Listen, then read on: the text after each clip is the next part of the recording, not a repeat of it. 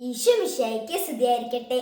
ഓർമ്മകൾ വെറും ഓർമ്മകളല്ല, വർത്തമാനകാലത്തിന്റെ മുതൽക്കൂടുകളാണവ.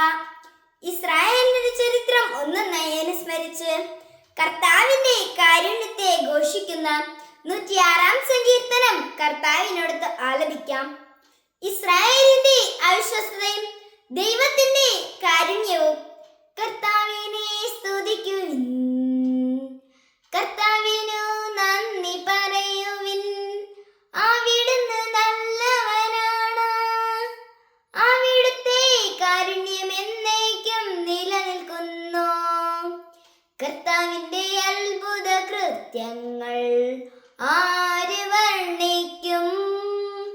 അവിടുത്തെ അപദാനങ്ങൾ ആര് കീർത്തിക്കും? ന്യായം പാലിക്കുകയും നീതി പ്രവർത്തിക്കുകയും ചെയ്യുന്നവർ ഭാഗ്യവാന്മാർ. കർത്താവേ, അവിടുന്ന് ജനത്തോട് കാരുണ്യം കാണിക്കുമ്പോൾ എന്നെ ഓർക്കണമേ. അവിടുന്ന് അവരെ മോചിപ്പിക്കുമ്പോൾ എന്നെ സഹായിക്കണമേ. അങ്ങയുടെ തിരഞ്ഞെടുക്കപ്പെട്ടവരുടെ ഐശ്വര്യം കാണാൻ എനിക്ക് ഇടയാകട്ടെ. അങ്ങയുടെ ജനത്തിന്റെ സന്തോഷത്തിൽ ഞാൻ പങ്കുചേരട്ടെ. അങ്ങയുടെ അവകാശത്തോടൊപ്പം ഞാൻ അഭിമാനം കൊള്ളട്ടെ. ഞങ്ങളും ഞങ്ങളുടെ പിതാക്കന്മാരും പാപം ചെയ്തു, ഞങ്ങൾ അനീതി പ്രവർത്തിച്ചു, ഞങ്ങൾ ദുഷ്ടതയോടെ പെരുമാറി. ഞങ്ങളുടെ പിതാക്കന്മാർ ഈജിപ്തിലായിരുന്നപ്പോൾ അങ്ങയുടെ അത്ഭുതങ്ങളെ ഗൗനിച്ചില്ല. അങ്ങയുടെ കാരുണ്യതിരേകത്തെ അവരനുസ്മരിച്ചില്ല. അവർ ചെങ്കടൽ തീരത്ത് വെച്ച് അത്യുന്നതനെതിരെ മത്സരിച്ചു. എന്നിട്ടും അവിടുന്ന് തന്റെ മഹാശക്തി വെളിപ്പെടുത്താൻ വേണ്ടി തന്റെ നാമത്തെ പ്രതി അവരെ രക്ഷിച്ചു. അവിടുന്ന് ചെങ്കടലിനെ ശാസിച്ചു, അത് വറ്റി വരണ്ടു.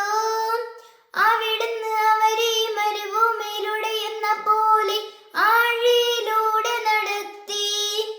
അവിടുന്ന് അവരെ ശത്രുക്കളുടെ കയ്യിൽ നിന്ന് രക്ഷിച്ചു, വൈരികളുടെ പിടിയിൽ നിന്നും വീണ്ടെടുത്തു.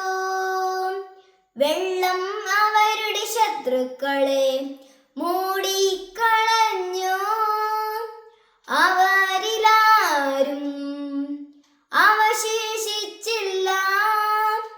അപ്പോൾ അവിടുത്തെ വാക്കുകൾ അവർ വിശ്വസിച്ചു. അവർ അവിടുത്തേക്ക് സ്തുതി പാടി. എങ്കിലും അവർ അവിടുത്തെ പ്രവൃത്തികൾ വേഗം മറന്നു കളഞ്ഞു. അവിടുത്തെ ഉപദേശം തേടിയില്ല. മരുഭൂമിയിൽ വെച്ച് ആസക്തി അവരെ കീഴടക്കി. വിജന പ്രദേശത്ത് വെച്ച് അവർ ദൈവത്തെ പരീക്ഷിച്ചു. അവർ ചോദിച്ചത് അവിടുന്ന് അവർക്ക് കൊടുത്തു. എങ്കിലും അവരുടെ ഇടയിലേക്ക് മാരകരോഗം അയച്ചു.